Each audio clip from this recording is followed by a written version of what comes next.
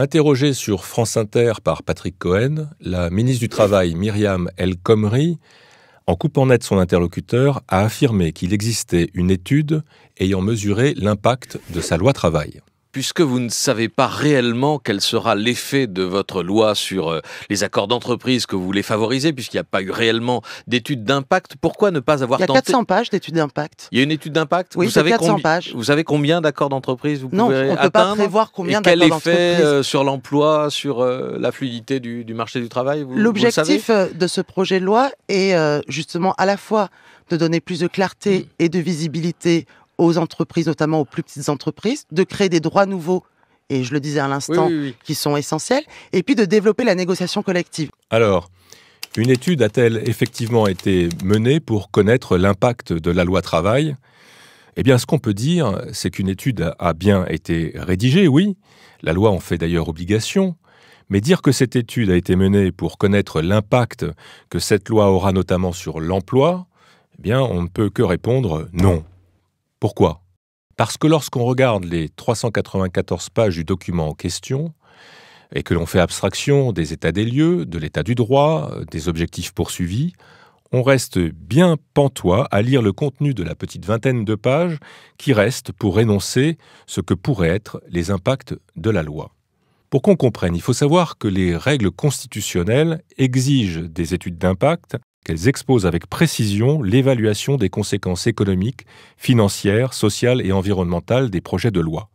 Or, qu'en est-il des 400 pages auxquelles se réfère Madame El Khomri? Il n'y a pas eu réellement d'étude d'impact. Pourquoi ne pas avoir tenté... Il y a 400 pages d'études d'impact. Eh bien, il ne s'agit que d'une litanie de généralités bien vagues et bien creuses. Exemple. Prenons les impacts possibles sur l'emploi, page 33. Sur les effets attendus de l'article 2 de la loi sur les accords d'entreprise, ce fameux article 2 qui fait tant de bruit, de manière générale, lit-on, le projet de loi renforce la compétitivité des entreprises, vous ne trouverez rien de plus précis. Page 122. Un dialogue social de meilleure qualité, favorable à la performance des entreprises, devrait favoriser l'emploi. Devrait.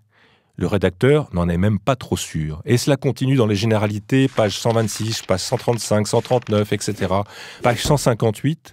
Ces accords permettront de préserver et de développer l'emploi et par conséquent de contribuer à la baisse du chômage.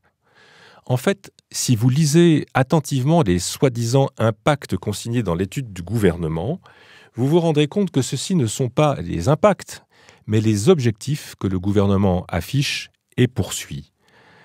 C'est si vrai que cela est même écrit noir sur blanc, par exemple à la page 98, où on peut lire non pas quel peut être l'impact de la mesure envisagée, mais cette mesure poursuit l'objectif de dynamiser la négociation collective qui contribue à la performance économique et à l'emploi. Mélanger ainsi et confondre les objectifs que l'on poursuit et les impacts que l'on attend des mesures que l'on envisage, autrement dit, dire sans le démontrer que ce que l'on désire sera ce qu'il adviendra, ça porte un nom en psychologie, c'est de l'autosuggestion. Eh bien oui, ça va mieux. Jadis, un pharmacien célèbre en fit même une méthode, la méthode Coué. Donc ça va mieux. Mais lorsque celle-ci est appliquée en politique, à ce niveau de responsabilité et sur un sujet aussi sensible, on peut comprendre que le citoyen ait finalement un peu le sentiment d'être pris pour un con.